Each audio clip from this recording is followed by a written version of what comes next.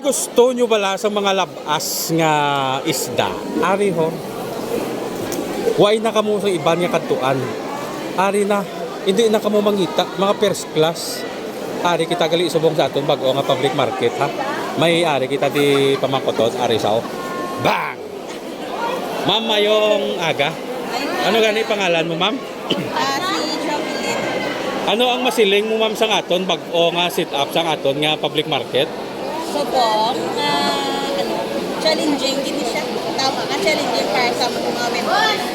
Tungkol kay gaano pa kami kuha pa kami sa mga customers. Wala sa kami bibigyan on step na dire. Bali subong ning adlaw ang opening, no? Yes, subong din.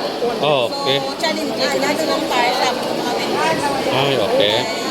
Ang among mga customers, hindi kabatundian dala kami. Although nga ginahambal na naman sa kami sa all market, ng among area ang dili. So, kaya nga pagkita Okay. para may Gapati ka, ma'am, kung ang suki mo ya imo gina suki yan, no? Bisan diin kaya magpisto. Mapisto kita. Okay.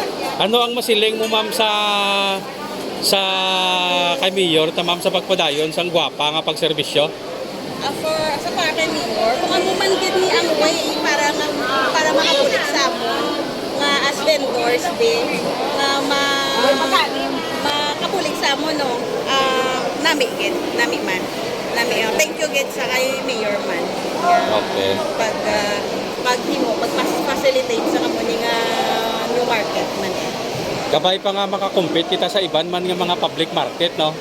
Kabay pa. May papugal man kita diri sa Talisay nga ang aton nga public market nag-improve na. Oo.